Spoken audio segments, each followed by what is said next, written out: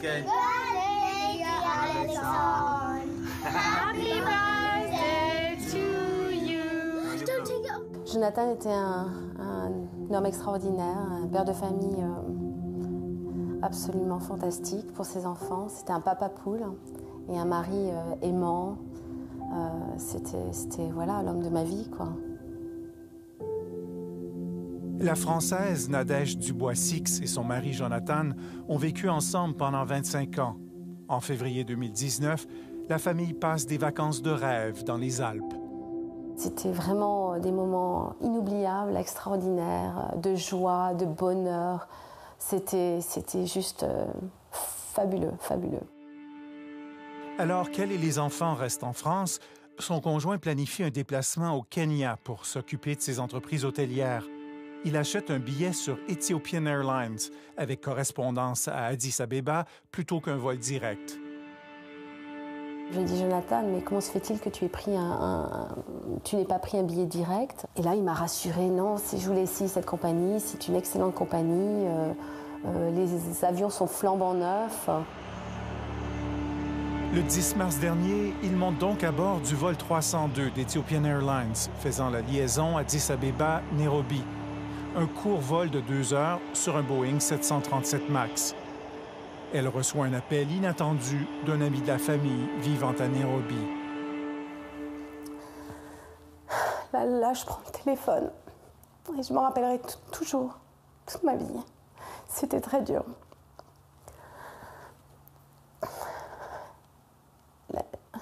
L'ami de mon mari me dit, Nadège, oui, bah oui. J'étais très surprise de l'entendre, mais bon, je fais outre. Il faut que tu sois très forte. Mais je dis, mais pourquoi? Mes enfants sont autour de moi. Maman, mais qu'est-ce qui se passe? Mais qu'est-ce qui se passe? Et là, je leur délivre la nouvelle, sans penser même, je peux pas réfléchir. Je dis, mais mes enfants, je suis tellement désolée. Je suis tellement désolée pour vous. L'avion dans lequel papa était s'est écrasé.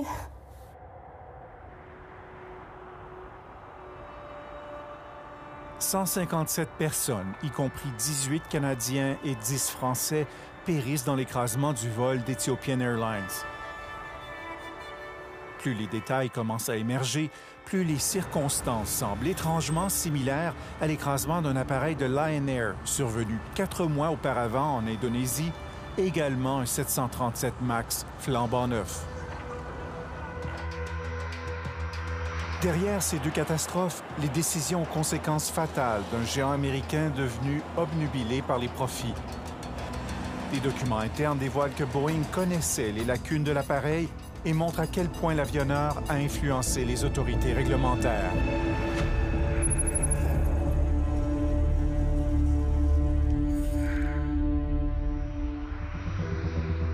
Dès son lancement en 2017, le nouveau 737 MAX devient rapidement une poule aux œufs d'or pour Boeing, battant les records de vente et propulsant le géant américain devant son rival européen Airbus. Boeing en livre près de 400 et son carnet de commandes est volumineux. Près de 4000 appareils destinés à des dizaines de transporteurs aériens, y compris Air Canada, WestJet et American Airlines. American Airlines s'apprêtait à passer une commande très importante au compétiteur Airbus. Les gens de Boeing auraient dit « on va vous arranger un avion assez rapidement pour que vous soyez satisfaits ». Alors, course contre le temps. Et c'est là où la culture économique vient face à face avec la culture de la sécurité à tout prix. Le MAX est la dernière mouture du 737, dont le modèle original a été conçu en 1967.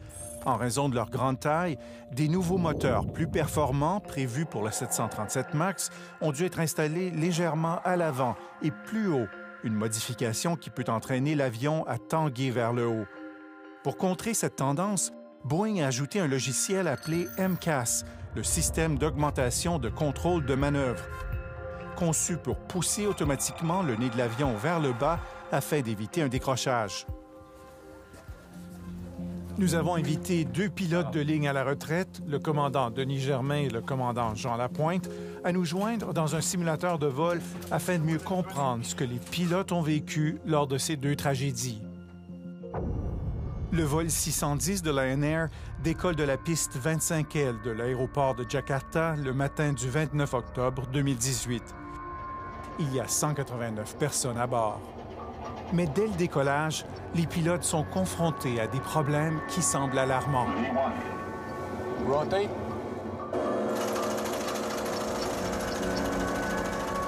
On entend le vibrateur de contrôle disant que l'avion est sur le point de s'écraser. C'est qu'on a un problème qui est très grave parce qu'on ne sait pas qu'est-ce qui arrive à ce moment-là. Et puis, on a ce bruit-là qui va perdurer pendant 13 minutes durant le vol. On va avoir des indications de vitesse qui sont erronées du côté gauche, des indications d'altitude aussi. Après 2 minutes de vol, l'avion s'est incliné à gauche selon le plan de vol prévu. Mais une autre alarme se déclenche dans la cabine, suggérant que l'appareil tourne trop brusquement, même si ce n'est pas le cas. Les bruits inhabituels, plusieurs lumières qui sont allumées qui ne devraient même pas l'être en temps normal. Alors, 2 minutes et 1 seconde après le décollage, vous avez un équipage là, qui est surchargé, il ne sait pas ce qui se passe.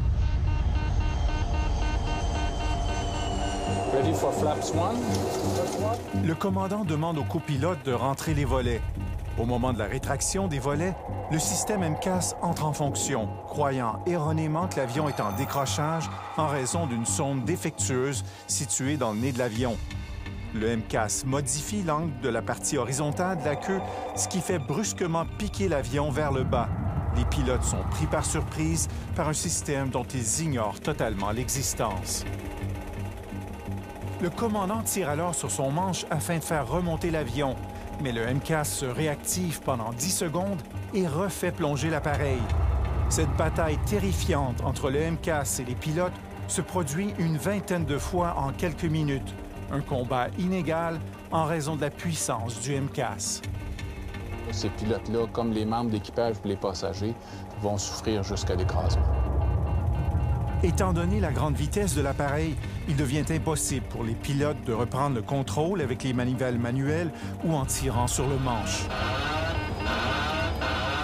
Là, vous êtes un être humain, vous tentez de retenir ce manche-là qui veut aller vers l'avant. Et donc, à un moment donné, physiquement parlant, l'avion est devenu plus puissant que la force physique de 2 êtres humains et l'avion pique vers le sol.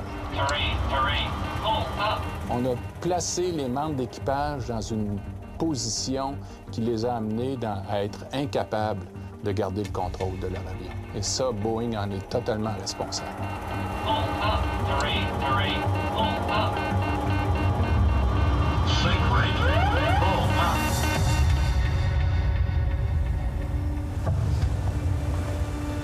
Les tout premiers indices mènent les enquêteurs sur la piste du MCAS, un système dont Boeing n'avait jamais divulgué l'existence aux pilotes auparavant.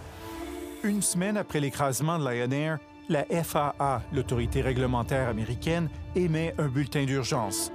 Elle informe les pilotes de l'existence d'un système de contrôle de vol qui pourrait entraîner des difficultés à contrôler l'avion et un impact possible avec le sol.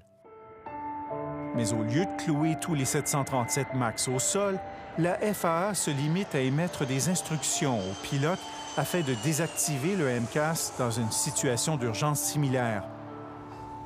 Quelques jours plus tard, lors d'une réunion privée avec des pilotes d'American Airlines, Boeing leur révèle plus de détails au sujet du MCAS. Les pilotes sont stupéfaits. Cette réunion est enregistrée clandestinement par des pilotes. So we try not to overload the crews with information that's unnecessary so they actually know the information that we believe is important. We flat out deserve to know what is on our airplanes. I don't disagree. Boeing leur indique avoir calculé qu'advenant toute défaillance du MCAS, l'avionneur comptait sur les pilotes pour sortir l'appareil du pétrin. On a répondu, c'est une blague. Je ne connais rien de ce système. Comment voulez-vous que je sois l'unique option de secours si je ne connais même pas son existence? Le commandant Dennis Tager d'American Airlines a assisté à cette rencontre privée. Nous étions en colère. C'est très troublant pour des pilotes d'apprendre qu'on n'aura pas transmis l'information sur un système de sécurité qui est critique. D'aller installer un système que les pilotes, nous les pilotes qui s'assoient en avant puis qui font voler ces avions-là, qu'on ne soit pas au courant, c'est impensable. On peut parler d'une trahison, puis d'avoir brisé le lien de confiance qui est si important dans le monde de l'aviation. Un mois après l'écrasement de Lion Air, en décembre 2018, la FAA effectue sa propre analyse pour évaluer les risques liés au MAX. Tant que les failles du MCAS ne sont pas rectifiées, la FAA estime qu'il pourrait survenir plus d'une quinzaine d'écrasements sur la durée de vie de la flotte de 737 MAX, causant près de 3000 décès. En dépit de ces statistiques alarmantes gardées secrètes, la FAA choisit de maintenir les MAX en vol, estimant que les instructions aux pilotes seront suffisantes. Comment peut-on ignorer des informations capitales comme ça? C'est mettre la vie des gens en danger, la vie d'autrui. S'il avait pris les bonnes décisions, mon mari serait encore là. Les pilotes du vol 305 d'Ethiopian Airlines étaient donc au courant de l'existence du MCAS et de la procédure à suivre. Mais Boeing ne les avait pas informés que le MCAS était si agressif et qu'il n'aurait que quelques secondes pour réagir.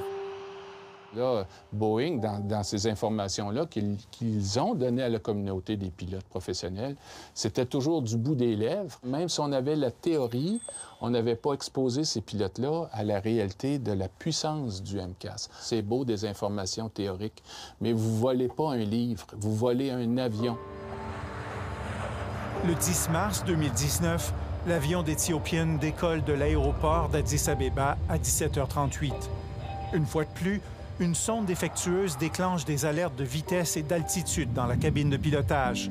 Lorsque les volets sont rétractés, le MCAS se déclenche et comme ça s'est produit avec Lion Air, l'avion commence à plonger. Et on dit que ce vol-là, c'est des montagnes russes. Alors j'imagine ce que ça peut être si on est assis en arrière de l'avion et que tout d'un coup, c'est que le stabilisateur change de quelques degrés. Ça doit être terrifiant. Les pilotes suivent les instructions, manipulant deux interrupteurs pour désactiver le MCAS. Mais l'avion vole déjà à grande vitesse et se retrouve en pleine plongée, impossible à corriger.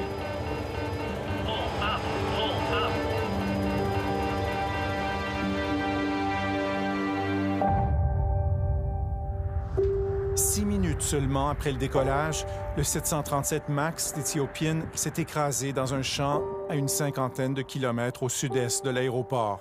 Il a touché le sol à 885 km à l'heure. Quand j'ai su que l'avion s'est écrasé 6 minutes après l'avoir décollé, et là, franchement, il n'y a pas photo. Je savais d'emblée, après toutes les informations que nous avons reçues, que ce n'était pas juste une erreur de pilotage, que c'est un peu facile de mettre tout sur le dos des pilotes. C'est un combat entre Goliath dans lequel je m'engage et que je n'arrêterai pas que lorsque justice sera faite. 2 mois après l'écrasement, Nadège Dubois-Six convoque les médias à Paris et annonce qu'elle poursuit Boeing. Après le crash de Lion Air, tout le monde était parfaitement au courant. Cet avion n'aurait jamais dû décoller. C'est quelque chose, c'est un accident qui aurait pu être évité. On ne prend pas des chances avec des vies humaines. Pour moi, c'est criminel. C'est criminel, ils ont tué mon mari.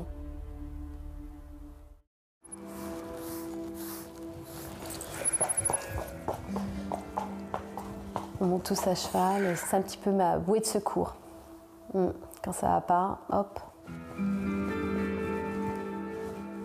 Monter à cheval est devenu en quelque sorte la thérapie de Nadège Dubois-Six. La douleur est encore vive depuis que son mari, Jonathan, est mort dans l'écrasement d'un Boeing 737 MAX en Éthiopie en mars dernier.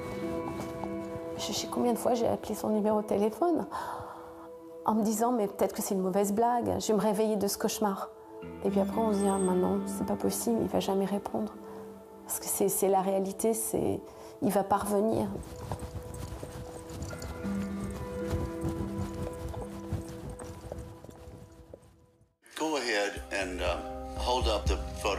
Depuis l'écrasement, Nadège cherche à obtenir justice. Elle suit attentivement des audiences du Congrès américain au sujet du 737 MAX. En octobre dernier, le directeur général de Boeing, Dennis Muilenburg, a été appelé à comparaître. Thank you for being here. If you could just stand. Mr. Muilenburg, as I watched those loved ones stand, my anger has only grown. These loved ones lost lives because of an accident that was not only preventable, but was the result of a pattern of deliberate concealment. Boeing came to my office shortly after these crashes and said they were the result of pilot error. Those pilots never had a chance. These loved ones never had a chance. They were in flying coffins as a result of Boeing deciding that it was going to conceal MCAS from the pilots. Mr. Muilenburg, my first question really is, when should you have grounded this plane? Congresswoman, we've asked ourselves that question many, many times. And if we knew back then what we know now, we would have grounded right after the first accident. Mais il s'avère que Boeing savait déjà à l'époque presque tout ce que l'avionneur sait aujourd'hui. Parmi les documents internes de Boeing obtenus par le comité du Congrès, il y a cette note de service de 2015. 3 ans avant le premier écrasement, les ingénieurs de Boeing ont noté que le 737 MAX était vulnérable aux défaillances de sondes avec le MCAS. Un autre document interne de Boeing montre qu'en juin 2018, 4 mois avant le premier écrasement, Boeing savait que les pilotes n'auraient que 4 secondes pour reconnaître un raté du MCAS et seulement 10 secondes pour le corriger et pour éviter la catastrophe. Un journaliste du Seattle Times, Dominic Gates, a fait enquête. Je ne suis pas surpris que des ingénieurs aient émis des inquiétudes liées à la sécurité. Ils ont dit, mais qu'est-ce qu'on est en train de faire ici? Ce qui est incroyable, c'est que ces questions sont demeurées sans réponse. Et ce design s'est faufilé malgré tous ses défauts. Le matériel de marketing du Boeing 737 MAX soulignait qu'aucune formation en simulateur de vol ne serait nécessaire pour les pilotes déjà formés sur l'ancien modèle. Southwest avait dit à Boeing, nous voulons un nouveau 737 qui est comme l'ancien. Nous ne voulons pas que nos pilotes suivent une formation coûteuse. Boeing a donc promis à Southwest que leur souhait serait exaucé. Sinon, l'avionneur s'engageait à leur verser $1 million par appareil. Ça montre à quel point c'était important pour Boeing. Boeing assurait les transporteurs aériens qu'une simple formation sur un iPad serait suffisante. Un iPad qu'on pouvait faire en faisant son jogging. Il y a peut-être d'autres pilotes qui l'ont regardé en faisant la vaisselle ou qui l'ont regardé 25 minutes, puis comme il n'y avait pas d'examen, puis etc. Donc, c'était vraiment élémentaire et clairement insuffisant. Et afin d'éviter qu'une formation plus onéreuse soit imposée aux transporteurs aériens, Boeing a même retiré la description du MCAS du manuel à l'intention des pilotes, selon un courriel interne obtenu par le Congrès américain.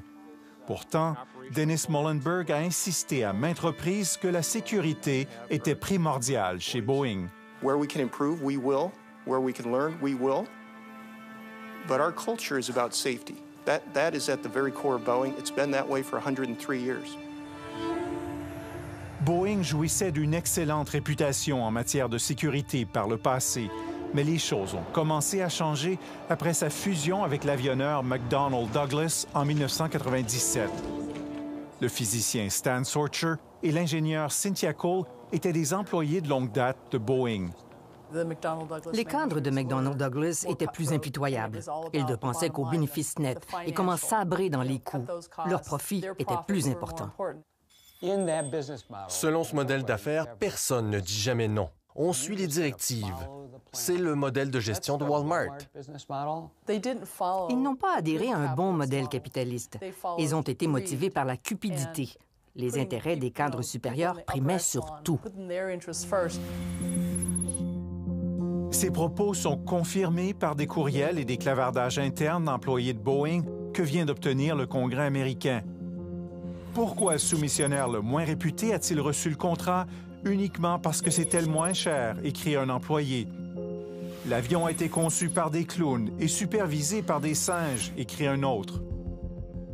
C'est un article qui date de quand? De ce matin. C'est fort, hein? Oui. L'avion était designé par des clowns, supervisé par des singes. Nadège a formé une association pour les familles des victimes françaises de concert avec Virginie Fricaudet, qui a perdu son frère dans l'écrasement du vol d'Ethiopian Airlines. Mais tu vois, tout le temps, couper les coûts au niveau des fournisseurs, au niveau de... à tout point de vue, quoi.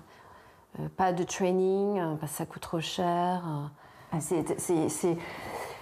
C'est une logique tellement actuelle, une logique tellement de notre monde, la réduction des coûts, la productivité à outrance. Dans des courriels internes, le pilote en chef de Boeing s'est même vanté d'avoir réussi à manipuler la pensée des autorités réglementaires afin de les convaincre qu'une formation en simulateur de vol n'était pas nécessaire. C'est la Federal Aviation Administration, la FAA, sur qui repose la responsabilité de certifier le 737 MAX pendant son processus de conception et de fabrication. Mais une grande partie de cette surveillance a été sous-traitée à des salariés de Boeing en raison du manque d'expertise à la FAA et afin de réduire les coûts. Ça me choque profondément qu'un constructeur puisse s'auto-certifier, auto-valider son design, sa fabrication. C'est fou, c'est aberrant. C'est aberrant. La FAA ne s'occupait que de la paperasse. À l'interne, des gens voulaient conserver une part plus importante du travail de certification technique. Des gestionnaires de la FAA leur ont dit « Non, ça va gêner Boeing ». Je pense que ces deux accidents-là vont être un tournant important dans le monde de l'aviation sur comment les avions aussi seront recertifiés dans le futur, mais de laisser certifier les nouveaux avions que par l'avionneur et un gestionnaire, ça ne se fera peut-être plus jamais. Le sénateur américain Richard Blumenthal croit lui aussi que cette façon de faire doit changer. Le système est déficient. La culture de la FAA doit changer. Ils doivent cesser de déléguer leur autorité et mettre fin à un système qui met le loup dans la bergerie. Mais lors d'audience en décembre dernier, le directeur de la FAA a nié que le système de supervision de l'industrie était défaillant. Boeing vient de suspendre temporairement la production du 737 MAX et l'avionneur vient finalement d'accepter qu'une formation en simulateur de vol devienne obligatoire. Une enquête du département américain de la justice est en cours au sujet de l'interaction de Boeing avec la FAA. Des dirigeants de Boeing seront-ils tenus responsables? Non. Ces cadres supérieurs sont trop étroitement liés les uns aux autres. Ils ne se retourneront pas contre l'un des leurs. Mais des gens sont morts. Des gens qui ont des familles et dont les vies ont été écourtées. Et si Boeing paie des millions de dollars d'amende ou je ne sais quoi, où est la justice? Le directeur général Dennis Muilenburg a été congédié le mois dernier, mais il quitte avec des options d'achat d'actions et une retraite dorée d'une valeur de 62 millions de dollars américains. Le directeur général qu'il remplace affirme que Boeing avait mal évalué comment des pilotes réagiraient en cas de problème et il nie que l'avionneur ait délibérément décidé de maximiser les profits aux dépens de la sécurité. Je ne sais pas comment M. Muilenburg ou le nouveau CEO mis en place maintenant peuvent dormir la nuit. Même à ce jour, je n'ai reçu aucune lettre d'excuse de la part de Boeing. Attends. Tout doit être changé à tous les niveaux. C'est mon combat pour Jonathan, pour mes enfants, pour moi-même et pour que personne ne vive ce qu'on a vécu. Je ne le souhaite à personne. Bisous à papa. C'est ça qui est très dur, c'est de se faire à l'idée qu'il ne reviendra plus Et c'est de vivre, de continuer à vivre sans lui, avec tout, avec toutes les mémoires derrière, les souvenirs.